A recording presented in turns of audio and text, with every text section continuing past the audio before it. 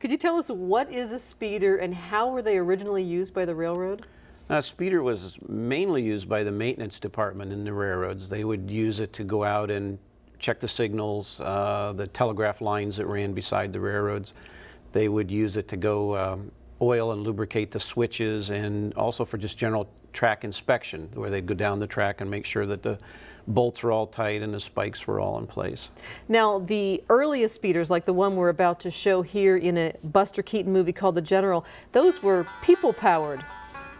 They were in place probably till the 20s, something like that, and then they were replaced with gasoline engines. And I've ridden those before, and it's a very energy aerobic thing to run one of those. So it's a workout. It's a real workout. And then there were some of the early ones that had steam engines, and they were not real popular. Some of them, I've seen one that was restored, but they didn't work out very well.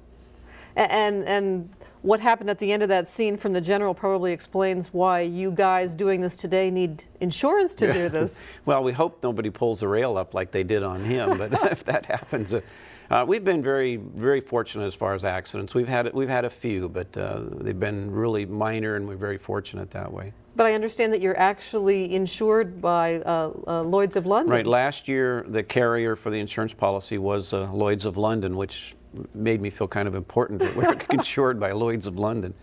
Tell us about modern day speeders. These are sort of SUVs with rail car wheels on them. Right. The reason the speeders became somewhat impractical is you could only go one way. Or you had to go both ways, excuse me, because you couldn't drive it on the highway. So they came up with it's called high rail gear, and they can drive one direction, get off the railroad, and go on the highway to another location. And the pickup truck could be used for other things. They could put a snowplow on it or whatever, where the speeder was a speeder. It was basically a rail vehicle. So it became somewhat impractical. But what you and other enthusiasts that you pal around with are interested is sort of a model that's in between. Can you tell us a little bit about what we're seeing here and when and where these things were built? Most of the ones you see on the railroad now came from Canada. The one right there says CN, which is the Canadian National Railroad, and they used them really up into the 70s because they had tremendous long lengths of railroad with no highways access. So you basically had to use the motor car. And most of them were fully enclosed cabs. They had heaters and windshield wipers and other amenities that the older ones, like Buster Keaton's, didn't have. Now, I know you do this sometimes with your wife, but as I'm watching these cars go by, it's mostly men. Can you tell us about a typical speeder? Are you mostly former railroad employees? I think probably there's less than 5% that are actual railroad people. It's like the mailman going for a walk on the weekend. You know, you've had enough railroad all week and you don't want to do it on the weekend. So they're more railroad wannabes, I guess, for want of a better term. They're mainly people that just want to get out and enjoy the outdoors, and it's a really unique group of people. If you break down, you have 25 people come over and try to help you fix your car. They're just very outgoing, very enjoyable to be with. It sort of sounds like what happens to hot air balloonists. I mean, people just come out of the woodwork to see what you're doing and to talk with you. I think most of the women just say boys and their toys grow up and they're big boys and expensive toys. And most people seem to want to have some type of a toy, and this is my toy. In fact, I've heard people characterize you as baby boomers who really never outgrew your Lionel train set. And this is more fun than Lionel, though, because you can see we've been on about 30 different railroads. We've ridden in Canada several times. They have rides in Mexico, which we haven't gone down, but pretty much all over the country. And now they've started a chapter in Australia, and some of the people have actually ridden in Australia. How many miles have you logged? Oh, I would say 50,000, something like that. I've actually worn out 2 sets of wheels, and they're $500 for a set of wheels. What guarantee is there, though, that you aren't going to run into a freight train? I mean, what are the rules of the track? Well, that's the purpose of the excursion coordinator, and that's what I do. And I primarily do rides in central Pennsylvania on the Cedacog railroads, and it's all prearranged with the railroad. You meet with them ahead of time. If they have a train, where are you going to meet the train? And they always send their own personnel along. Now, there's always a railroad personnel that leads. He'll be driving, or he or she will be driving one of the high rails, and in some cases they'll have another one at the back end to make sure they didn't lose somebody along the way. And they're in constant radio contact with the dispatcher, whoever's in charge of the railroad.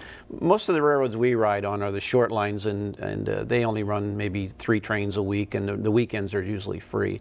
And if it is an active railroad, then they're very strict on where you're going to be and what time you're going to be there. I'd like to sort of give viewers a speeder's eye view of what you're seeing, what your typical excursion might be like. It's really, it seems like a mixture of woodlands and small towns, and you're really seeing a lot of, in this case, Pennsylvania's industrial past in some of this. Yeah, this looks like in the Shamokin area, and you go by the old coal mines and you still see the mine drainage going into the streams. You hear about the Rust Belt in northeastern United States, and if you ride the motor car, you pretty much see a lot of that. Former industrial sites, you can see where a railroad branch had gone into that factory, and it's all gone now. Is the interest in speeders, is this a regional or a national thing, or has it even expanded beyond that? Oh, it's a national thing.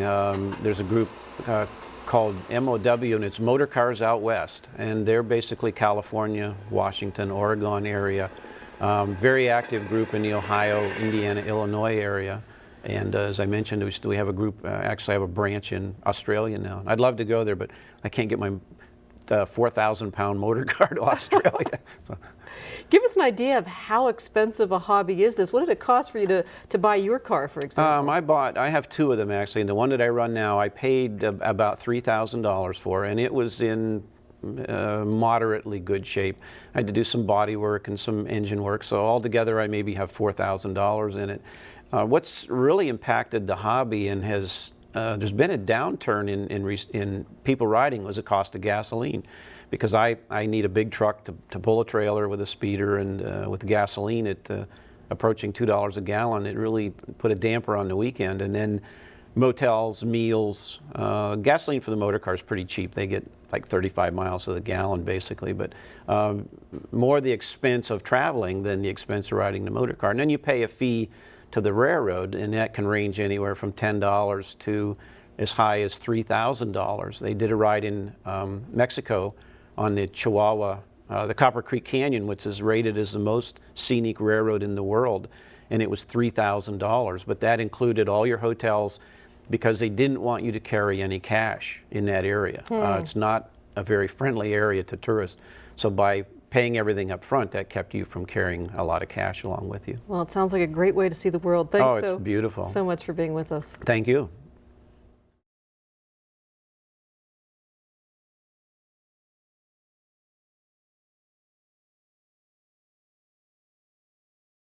A copy of the program you've just seen can be purchased through Penn State Media Sales at mediasales.psu.edu or by calling 800-770-2111.